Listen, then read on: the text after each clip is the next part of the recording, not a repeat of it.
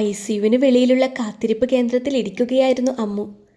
Glass ഡോറിന് വെളിയിൽ നിൽക്കുന്ന അനന്തുവിനെ കണ്ടപ്പോൾ അവൾ വല്ലാത്തൊരവസ്ഥയിലായിപ്പോയി. ഇറങ്ങി വരാൻ അവൻ കൈകൾ കൊണ്ട് ആംഗ്യം കാണിച്ചു. അകത്ത് കയറി നേഴ്സിനോട് പുറത്തേക്ക് പോകുകയാണെന്ന് പറഞ്ഞിട്ട് അവൾ അനന്തുവിനൊപ്പം നടന്നു. ആ നടത്തം ആളൊഴിഞ്ഞ ഒരു മരത്തണലിൽ എത്തിച്ചു. ഒന്നും മിണ്ടാത്ത അവളുടെ മുഖത്തെ ഭാവങ്ങൾ പഠിക്കുകയായിരുന്നു അനന്തു. പ്രിയേ, നിന്റെ മെസ്സേജ് മുഴുവനും ഞാൻ കേട്ടു. നേരിട്ട് മറുപടി പറയണമെന്ന് തോന്നി. അതുകൊണ്ടാണ് ഇന്നലെ റിപ്ലൈ തരാഞ്ഞത്. ഞാൻ നിന്നെ പ്രണയിച്ചത് ആത്മാർത്ഥമായിട്ടാണ്. നിന്റെ മനസ്സിലും ആരോടും പ്രണയമില്ലെന്ന് എനിക്കറിയാമായിരുന്നു. അതുകൊണ്ടാണ് നിന്നെ കാണാതായിട്ടും തേടി നടന്ന് ഞാൻ കണ്ടുപിടിച്ചത്.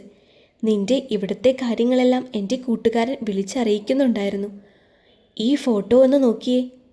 നീ ഓപ്പറേഷൻ തിയേറ്ററിൻ്റെ വാതിലിലിരിക്കുന്ന ഫോട്ടോയാണ്. നിന്റെ ഒരു മറുപടി വന്നിട്ട് വരാൻ വേണ്ടിയാണ് ഞാൻ ഇത്രയും ദിവസം കാത്തിരുന്നത്. നീ ഹരിയുടെ വീട്ടിലെത്തിയതും ഇവിടെ ആശുപത്രിയിലുള്ള എല്ലാ കാര്യങ്ങളും പറഞ്ഞു. ഹരിയുടെ വീട്ടിൽ നിൽക്കുന്ന പെൺകുട്ടിയെ നാട്ടുകാർ മോശം പറയുമെന്നും പറഞ്ഞു. എന്നിട്ടും എന്തുകൊണ്ടാണ് പ്രിയ നീ ഹരിയെ പ്രണയിക്കുന്നത് എന്നോട് പറയാഞ്ഞത്? അതിന് തെളിവായി ഈ ഫോട്ടോ മാത്രം മതി. അവൾ അവൻ്റെ മുഖത്തേക്ക് നോക്കി. ശരി, നിനക്ക് ഹരിയോട് പ്രണയമില്ലാത്തത് കൊണ്ടാണ് പറയാഞ്ഞതെന്ന് വേണമെങ്കിൽ ഞാൻ കരുതാം. ഞാൻ വേറൊരു കാര്യം ചോദിക്കട്ടെ? നീയൊരു ചേച്ചിയെ കാശ് കൊടുത്ത് അമ്മയെ നോക്കാൻ നിർത്തിയില്ലേ? ഹരിയെ നോക്കാൻ ഒരാളെ എന്തുകൊണ്ടാണ് കാശ് കൊടുത്ത് നിർത്താഞ്ഞത്? അമ്മയെ നിനക്ക് നോക്കിയിട്ട് ഹരിയെ നോക്കാൻ അവൻ്റെ കൂട്ടുകാരനെ തന്നെ കാശ് കൊടുത്ത് നിർത്താമായിരുന്നില്ലേ? എന്തുകൊണ്ട് നീയത് ചെയ്തില്ല? ഞാനിതെങ്ങനെ അറിഞ്ഞെന്നാണോ നീ ചിന്തിക്കുന്നത്? നിങ്ങൾ 3 പേരും സംസാരിക്കുമ്പോൾ അതിൻ്റെ തൊട്ടടുത്ത് തന്നെ എൻ്റെ കൂട്ടുകാരനുമുണ്ടായിരുന്നു. നിനക്കറിയാമോ പ്രിയേ, പറയുന്നത് തെറ്റാണെന്ന് എനിക്കറിയാം. എന്നാലും മനസ്സിൽ തോന്നിയ കാര്യം പറയാതിരിക്കാൻ കഴിയുന്നില്ല. ഹരി മരിച്ചു പോയിരുന്നെങ്കിലെന്ന് ഞാൻ ഒരുപാട് ആഗ്രഹിച്ചിരുന്നു. അവൾ ഞെട്ടിക്കൊണ്ട് അവൻ്റെ മുഖത്തേക്ക് നോക്കി. നിന്റെ ഇടിക്കുന്ന ഹൃദയവും പിടയ്ക്കുന്ന മിഴികളും ഹരിയോടുള്ള പ്രണയം ഇപ്പോൾ തന്നെ വിളിച്ചു പറയുന്നുണ്ട്. അതുകൊണ്ട് പ്രിയ, ഒരു മറുപടി പറയണ്ട. എന്നാലും അവസാനമായി നിന്നെയൊന്ന് കാണണമെന്ന് തോന്നി. നല്ലൊരു സുഹൃത്തായി എന്നെ കാണണം കേട്ടോ. മറക്കാൻ കുറച്ച് പാടായിരിക്കും. എന്നാലും കാലം മായ്ക്കാത്ത മുറിവുകളില്ല എന്നല്ലേ? എൻ്റെ മുറിവുകളും മാറും. നിന്നോട് എനിക്കൊരു ദേഷ്യവുമില്ല. കാരണം നീയൊരിക്കലും എന്നെ പ്രണയിച്ചിട്ടില്ല. എന്നാൽ ശരി, വരട്ടെ. തൻ്റെ ഒരു മറുപടി പോലും കേൾക്കാതെ നടന്നു നീങ്ങുന്നവനെ നോക്കിയവൾ നിശ്ചലയായി നിന്നു. അവൻ മനസ്സിൽ പറഞ്ഞുകൊണ്ട് നടന്നു നീങ്ങി. അടുത്ത ജന്മമെങ്കിലും എന്നെ മാത്രമായി പ്രണയിക്കുന്ന എൻ്റെ പെണ്ണായി നീ വരണം. അവൾക്കു വേണ്ടി പൊഴിയുന്ന കണ്ണുനീർ തുള്ളികളെ തടയാൻ നിൽക്കാതെ അതിനെ അതിൻ്റെ വഴിക്ക് തന്നെ വിട്ടു. അനന്തു കണ്ണിൽ നിന്നും മായുന്നത് വരെ അവൾ നോക്കി നിന്നു. അവൻ ചോദിച്ച വാക്കുകൾ അവളുടെ മനസ്സിൽ അലയടിച്ചു. എത്ര വെറുക്കാൻ ശ്രമിച്ചിട്ടും മനസ്സിൻ്റെ ഉള്ളറകളിൽ എവിടെയോ ശ്രീഹരിയോടുള്ള പ്രണയം ഉറഞ്ഞു കിടക്കുന്നു. ജീവിതത്തിൽ ആദ്യമായി പ്രണയിച്ചത് കൊണ്ടായിരിക്കും അത്രമേൽ ആഴത്തിൽ പതിഞ്ഞു പോയത്. അനന്തുവിൻ്റെ വാക്കുകളെല്ലാം അത് അവൾക്ക് ബോധ്യപ്പെടുത്തി കൊടുത്തു. ICUവിൽ തിരക്കിയാലോ എന്ന ചിന്ത വന്നപ്പോൾ മറ്റെല്ലാം മറന്ന് അവളെ അങ്ങോട്ട് പോവാൻ പ്രേരിപ്പിച്ചു. ഹരിയുടെ അടുത്ത് ചെന്നപ്പോൾ അവൻ നല്ല മയക്കത്തിലായിരുന്നു. യൂറിൻ ബാഗ് നിറഞ്ഞതിനാൽ അത് മാറ്റിക്കൊടുത്തു. വരണ്ടുണങ്ങിയ ചുണ്ട് പഞ്ഞി വെള്ളത്തിൽ മുക്കി ചെറുതായി നനച്ചു കൊടുത്തു. ആഹാരവും വെള്ളവും ഒന്നും കൊടുക്കാൻ കഴിയാത്ത അവസ്ഥയാണ് ഹരിയുടെ. ട്രിപ്പിൻ്റെ സഹായത്തോടെയാണ് ജീവിക്കുന്നത്. അവനെക്കുറിച്ച് തന്നെ ചിന്തിച്ചുകൊണ്ട് അവൾ അമ്മയുടെ അടുത്തേക്ക് പോയി. അവൾ ചെന്നപ്പോൾ കട്ടിലിൽ കാലു നീട്ടിയിരിക്കുകയാണ് ശാരദ. അമ്മ മിടുക്കിയായല്ലോ. അവളെ നോക്കി നിറഞ്ഞ കണ്ണുകൾ കൊണ്ട് ഒരു മങ്ങിയ ചിരി ചിരിച്ചു.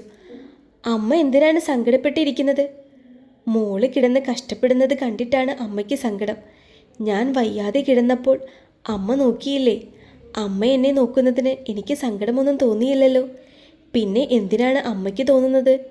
ഇത്രയും ദിവസം കൊണ്ട് ആശുപത്രിയിൽ കിടന്ന് മോളെ കൺതടമെല്ലാം മങ്ങിയിരിക്കുന്നു, ശാരദ വേവലാതിയോടെ പറഞ്ഞു. അമ്മയുടെ മോനെ ഇവിടുന്ന് സുഖമാക്കി വീട്ടിൽ കൊണ്ടുവന്നിട്ട് എന്നെ അമ്മയൊന്ന് നല്ല രീതിയിൽ നോക്കിയാൽ മതി. അപ്പോൾ ഇതൊക്കെ അങ്ങ് മാറിക്കോളും. അവരെ കെട്ടിപ്പിടിച്ചവൾ കുസൃതിയോടെ പറഞ്ഞു. അകത്ത് യൂറോപ്യൻ ക്ലോസറ്റ് വെച്ച് ബാത്റൂമും കെട്ടുന്ന കാര്യം ഞാൻ രവിയോട് പറഞ്ഞിട്ടുണ്ട്. അമ്മയുടെ ഈ കാലും കൊണ്ട് പുറത്തേക്ക് കൊണ്ടുപോകുന്നത് സുമച്ചേച്ചിക്കും പാടായിരിക്കും. ഇത് ബാത്റൂം കെട്ടാനുള്ള പൈസയാണ്. എന്ത് സാധനം വേണമെങ്കിലും സുമച്ചേച്ചിയെ കൊണ്ട് വാങ്ങാൻ മടിക്കരുത്. ഇവിടുത്തെ ആവശ്യത്തിനുള്ളതും. അതിനധികവും എൻ്റെ കയ്യിലുണ്ട്. അതുകൊണ്ട് പൈസയുടെ കാര്യമോർത്ത് അമ്മ വിഷമിക്കണ്ട. അമ്മയെ കൊണ്ടുപോകാൻ രവി വരും. ചേച്ചി അമ്മയെ നല്ല രീതിയിൽ നോക്കിക്കോണേ. ഇവിടെ ഈ അവസ്ഥയിലായിപ്പോയത് കൊണ്ടാണ്. അല്ലെങ്കിൽ എൻ്റെ അമ്മയെ ഞാൻ പൊന്നുപോലെ നോക്കിയേനെ. മോള് വിഷമിക്കണ്ട. ശാരദേച്ചിയെ ഞാൻ നല്ല രീതിയിൽ നോക്കും. ഡിസ്ചാർജായി പോകുന്നതിന് മുൻപ് ശാരദ ഒരിക്കൽ കൂടി ഹരിയെ കണ്ടു. ഒന്നും മിണ്ടാതെ വീൽചെയറിലിരുന്ന് മകൻ്റെ തലയിൽ തടവിക്കൊണ്ടിരുന്നു. ആ അമ്മയുടെ മനസ്സിൽ കടലിരുമ്പുന്നത് ഹരിക്കറിയാൻ കഴിയുന്നുണ്ടായിരുന്നു. അമ്മ ഇങ്ങനെ സങ്കടപ്പെടേണ്ട. എനിക്ക് വലിയ കുഴപ്പമൊന്നുമില്ല. അമ്മയ്ക്ക് എല്ലാം അറിയാം. സുമ എന്നോട് എല്ലാം പറഞ്ഞിരുന്നു. എൻ്റെ മോളുള്ളപ്പോൾ നിനക്കൊന്നും സംഭവിക്കില്ലെന്ന് എനിക്ക് ധൈര്യമുണ്ട്. പിന്നെ പോലീസ് വന്നപ്പോൾ നീ മൊഴിമാറ്റി കൊടുത്തത് എന്തിനാണ്? ഇവിടെ നിന്നിറങ്ങി അവനെ കൊന്നിട്ട് ജയിലിൽ പോകാനാണോ നിന്റെ തീരുമാനം? അമ്മയുടെ വേദന നീ ഓർക്കണ്ട. നിനക്കായി ഒരു പെണ്ണ് കാത്തിരിപ്പുണ്ട്. അത് എൻ്റെ മോൻ മറക്കരുത്. പിന്നെയൊന്നും പറയാതെ സുമയുമായി അവർ പുറത്തേക്ക് പോയി. ഹരിയും അമ്മയുടെ വാക്കുകളിൽ കുരുങ്ങിക്കിടക്കുകയായിരുന്നു. പോലീസ് ചോദിച്ചപ്പോൾ അറിയാതെ പറ്റിയതാണെന്ന് മൊഴി കൊടുത്തത് തന്നെ പുറത്തിറങ്ങി അവനെ നേർക്കുനേരൊന്ന് കാണാൻ വേണ്ടിയാണ്. അമ്മ പറഞ്ഞതുപോലെ എനിക്ക് വേണ്ടി ഇനിയൊരിക്കലും അമ്മു കാത്തിരിക്കില്ല.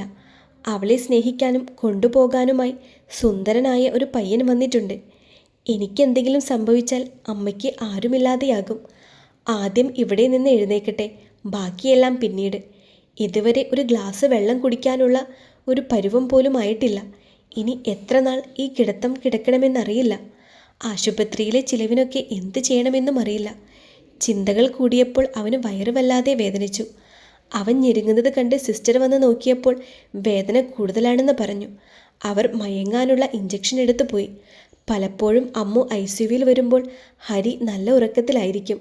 അവളെ അവന് ശരിക്കും നല്ല രീതിയിലൊന്ന് കാണാൻ കിട്ടുന്നത് വെളുപ്പിനെ തുടയ്ക്കാൻ വരുന്ന സമയത്ത് മാത്രമാണ്. അവൾ ഓരോന്ന് ചെയ്യുമ്പോഴും നിശബ്ദനായി അവളുടെ മുഖത്ത് നോക്കി കിടക്കും. അവൻ്റെ മുഖത്തേക്ക് നോക്കാതെ തന്നെ അവളെല്ലാം ചെയ്തിട്ട് പോകും. ഹരിയുമായുള്ള ആശുപത്രിവാസം 46 ദിവസം പിന്നിട്ടു. അമ്മയുടെ കാലിലെ പ്ലാസ്റ്ററൊക്കെ അഴിച്ചു. അമ്മ ആശുപത്രിയിൽ നിൽക്കാമെന്ന് പറഞ്ഞപ്പോൾ സ്നേഹത്തോടെ അമ്മു അത് നിരസിച്ചു. അമ്മു പുറത്തു പോയ സമയം നോക്കി ശാരി വന്ന് ഹരിയെ കണ്ടു. അവൻ നല്ല ഉറക്കത്തിലായതുകൊണ്ട് തന്നെ അവൾ വന്നതൊന്നും അറിഞ്ഞതേയില്ല. സ്ഥിരമായുള്ള ആശുപത്രിവാസം അവിടെയുള്ള പലരും പരിചിതരാക്കി. പല രീതിയിലുള്ള നോട്ടങ്ങൾ അമ്മുവിന് നേരിടേണ്ടി വന്നു. സ്നേഹത്തോടെയുള്ള നോട്ടം, ആരാധനയോടെയുള്ള നോട്ടം, കാമത്തോടെയുള്ള നോട്ടം, അങ്ങനെ.